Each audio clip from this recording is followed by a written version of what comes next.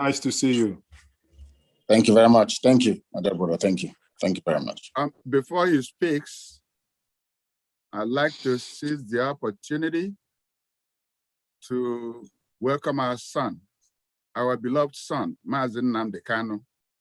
I'm doing this on behalf of the World Igbo Congress and all lovers of Biafra land. We welcome you to this session, and we look forward to what you have to say to us.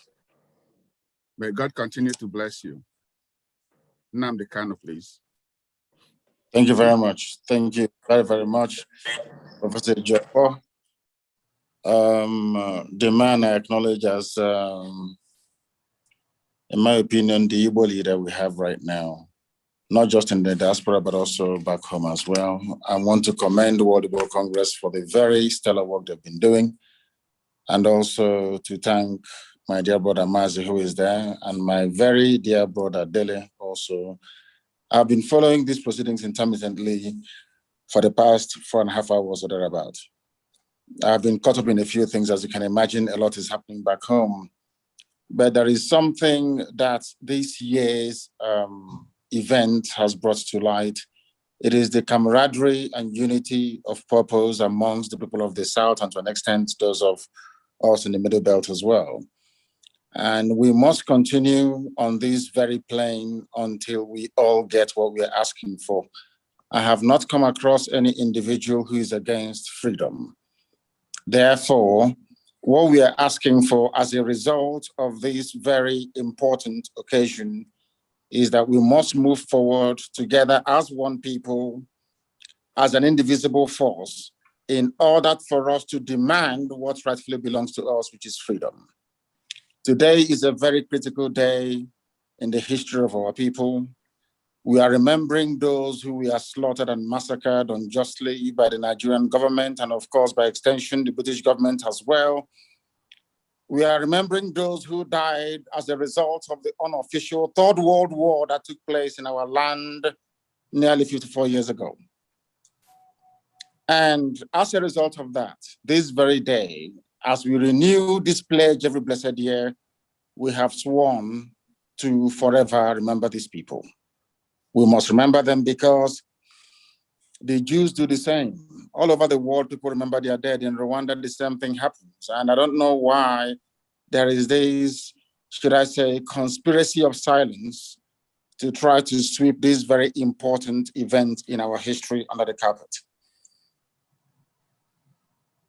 We lost over 5 million people, the second worst genocide in the history of man, only second to the Jewish Holocaust in Europe.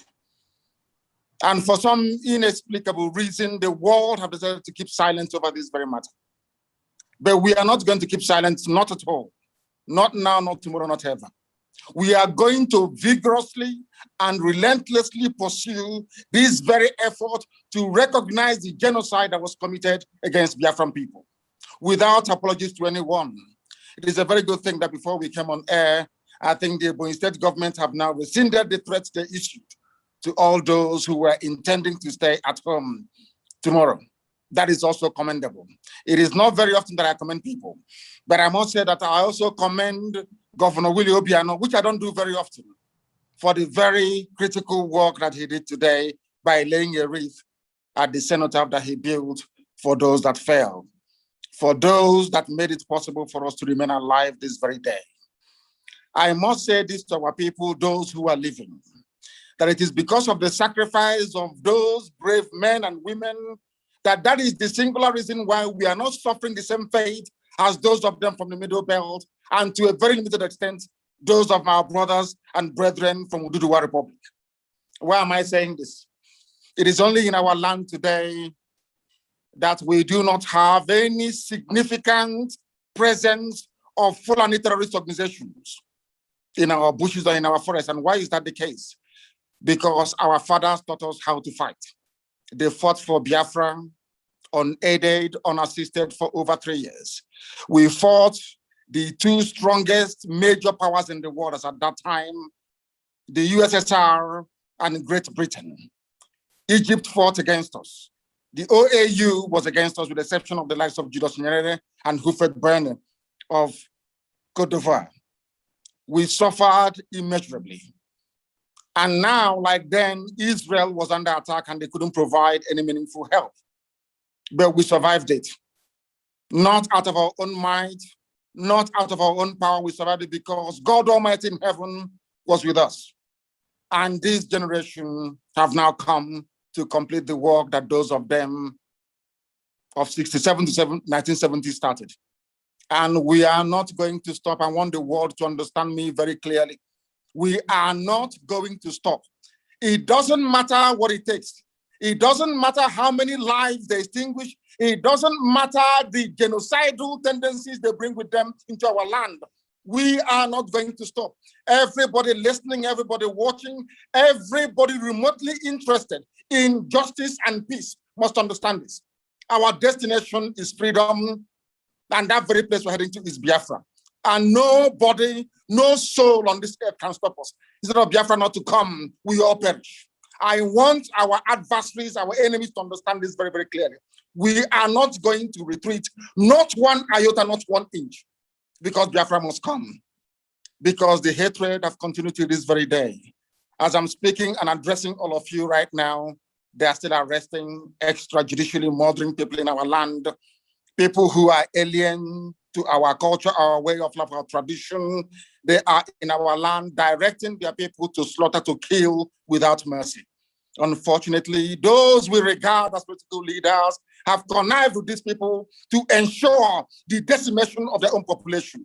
That is the type of nonsense we can no longer condone. As you all know, there is no significant Fulani presence in our land because our fathers taught us how to fight.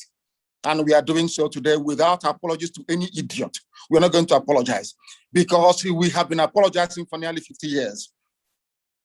And we have not gotten anywhere in terms of our collective advancement and development in the damnable zoological republic called Nigeria.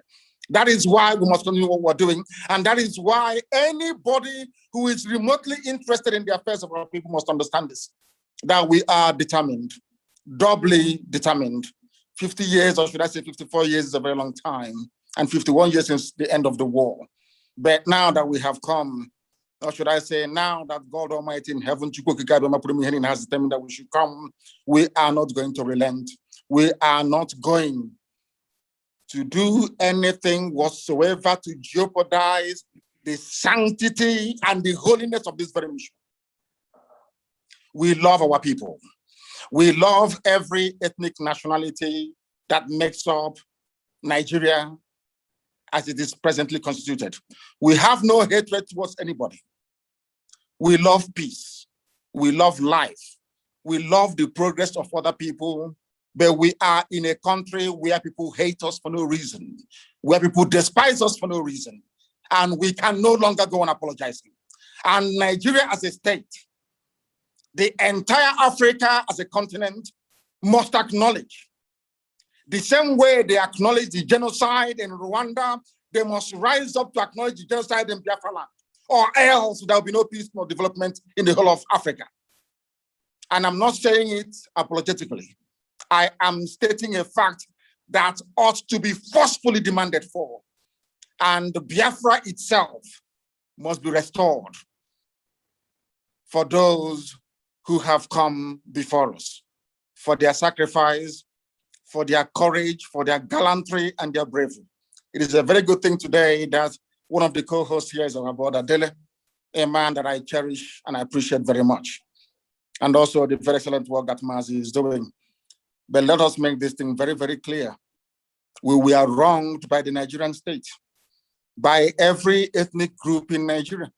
I know that my good friend and brother, Obadiah Mailafia, rang me and apologized a while ago for the role that they played in the massacre of Biafran people, the role that they played in aiding and abating a very unlawful invasion of Biafra land, because all Ojukwu asked for was restructuring. The same thing we are arguing for today. Ojukwu went to Aburi to argue for restructuring. Ojukwu did not go to Aburi to declare any state of Biafra. He never went to Aburi to declare any war Ojukwu went to Aburi so that all of us in Nigeria, including those from the Middle Belt, from the West, everywhere can have freedom. There's something we're asking for today. They twisted the narratives. They changed our history. They turned it upside down. They made us the villain. They tried to demonize our general, a man of peace that went to Aburi in Accra to go and in Ghana to go and negotiate for peace. A peace that Britain prevailed upon Gowon not to implement. But over the years, we've been taught that we are the aggressors. Such nonsense can no longer hold, it can no longer obtain, and that is why, as I said earlier, unapologetically, we are pursuing the freedom of Biafra, and nobody can stop us. Anybody on our path is going to fall, is going to die. Instead of Biafra not to come, every living organism in Nigeria will die, I swear to God Almighty in heaven, because we are not going back. It is a good thing today that some notable Nigerians are on this very platform discussing what transpired 54 years ago. Most have tweeted to say, may it not happen again. The only way to ensure that this will not happen again is the existence of a free, sovereign Biafran nation. That is the only panacea, nothing more, nothing less. Before we came here, Ladipo Market was on fire. These vandals and vagabonds are in our land, killing people relentlessly. As I'm talking to you right now, they herded some people from Enugu to God knows where, maybe to go and kill them. And you have governors, you have political leaders, you have those who aspire to high office. They are all there. Nobody's talking, nobody's speaking, because they have a lot to benefit and to gain by us being Fulani slaves. Something that can no longer continue. Something we are not prepared to tolerate. That was something I said rather very fortuitously very many years ago. I said during one of my broadcasts on Radio Biafra that for Nigerians to understand that God is upset with them, that every tribe in Nigeria, every ethnic group in Nigeria will experience what we passed through during the Biafran War, that they too will also become refugees. And today, there are IDP camps everywhere. People that thought they were safe before now are fleeing their homes. There's something that happened to us between 1967 and 1970. And that is why our appreciation, our thanks for those men and women that fought to keep us safe can never, ever, ever be overestimated. We will continue to appreciate them. We shall continue to honor them. And I thank all of, those who are non-Biafrans. I understand that some people who are Biafrans came on this very platform and trying to play the script of their masters. That same divide and rule by saying there is something called Southeast and South-South. All bunkum. I have said it many times on many fora, on many platforms, that everybody in the East, we are all one people. I don't understand why people are hung up about this divide and rule of Gowon. It was Gowon that created Cross River State. Gowon created River State. Not because he loves the people of the South, not at all, but because he wanted to divide us. And we must rise up. We must rise up to the game of these people and say no to them. Now that Yoruba and Igbo are one, do you see them trying to play that game anymore? Now that Biafra and Oduduwa are one and inseparable, bonded together in one, do you see them playing their stupid games? I don't know why some people will come and say they're from Nigeria, they're from South-South, in order to perpetuate that very division, which the Fulanis have cleverly exploited over very many decades and many years. I don't know when we are going to learn. And the sooner we learn, the better for us. I thank all of you once again. And this very effort to recognize the genocide against Biafrans continues until United Nations and the whole world rise up to this very challenge and acknowledge that a great deal of injustice was done to Biafrans. Tomorrow is our sit at home, complete and utter lockdown everywhere. And as I said earlier, I do commend the governors for coming out and saying that civil servants should not come or should not turn up to work tomorrow. It's a very good thing. We must all be bound together in order to ensure that Nigeria, first of all, takes the blame for what they did. And secondly, that the whole world will rise up to the obligation to the oppressed people and do the very right thing.